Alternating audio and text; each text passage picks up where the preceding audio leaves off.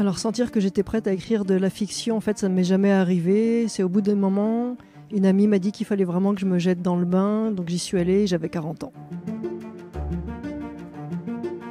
Alors, j'ai une routine de lecture, c'est que je n'arrive pas à dormir si je ne lis pas, donc je lis pour m'endormir et quand je tombe sur le livre, j'éteins. Alors moi, il m'arrive d'avoir des blocages au niveau de la construction de l'histoire. Je les résous en allant faire autre chose. Et puis ça travaille tout seul dans la tête. À un moment, il y a un déclic. Ça se résout et j'ai pas perdu mon temps entre deux. Alors le personnage principal, c'est Madeleine. C'est une petite fille de faim, c'est-à-dire dont les parents sont morts suite aux famines successives et des enfants qu'on retrouvait errant sur les chemins jusqu'à ce que la mort les prenne à leur tour. Sauf que cette petite Madeleine arrive dans un hameau. Dans ce hameau, il y a quelques familles et l'une de ces familles, Ambre en l'occurrence, n'a pas pu avoir d'enfant. Elle va l'adopter malgré tout ce que ça implique de sacrifice à ce moment-là, puisque on est dans des grandes périodes de froid, de famine. Alors, l'univers de froid et de faim, c'est ce qui précède tout dans le roman. C'est-à-dire qu'avant d'avoir l'histoire, avant d'avoir les personnages, j'avais ce décor de manque, de pauvreté. Ça, c'est le hasard des lectures.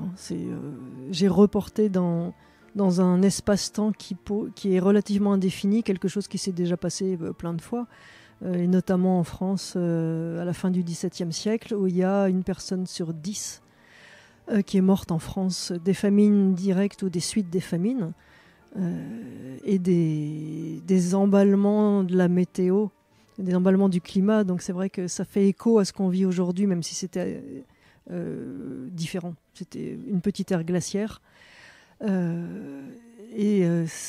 Cette atmosphère, finalement, c'est ce qui a lancé tout le livre. Alors c'est un roman qui n'est pas situé ni dans l'espace ni dans le temps.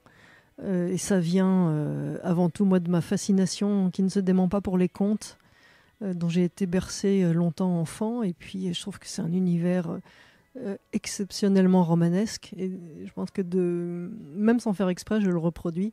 Et ne pas situer, ça, cet avantage-là de presque onirique, et d'autre part, ça permet aussi de ne pas réduire le roman.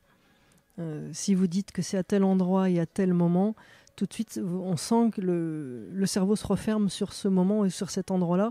Ce que je voulais, c'est qu'on ait le choix. Le va-et-vient entre l'écriture, la littérature, l'atmosphère et un certain nombre de rebondissements, je pense que ça vient d'un truc tout simple, c'est qu'on essaye d'écrire quand même ce qu'on aime lire. Ce que j'aime lire, ce sont des histoires où il ne se passe pas forcément des milliers de choses. Quelques petites choses me suffisent, et transcendées par la qualité ou la beauté de l'écriture. J'ai différents romans en tête là-dessus. Et bon, j'essaye de faire la même chose. C'est aussi ma légère incursion aux marges du polar au début, sur mes premiers romans, où on se souvient que pour maintenir l'attention, pour avoir envie de continuer un livre, il faut qu'il se passe des choses, encore une fois, même toutes petites. Mais il faut qu'il se passe des choses. Et donc, c'est alterné entre les deux. Alors, avant de commencer un roman, je fais toujours un plan. C'est-à-dire, dans ma tête uniquement, je construis une histoire. Quand je l'ai, j'écris un plan sur un carnet, sur un grand cahier. Et ensuite, seulement, je me mets à l'ordinateur.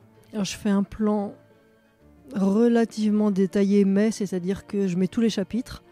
Simplement, il y a quelques chapitres entre deux événements que j'ai en tête qui sont intitulés blablabla. Je vis au bord des forêts, dans les forêts, dans des univers à la fois exaltants et extrêmement pesants, par exemple l'hiver.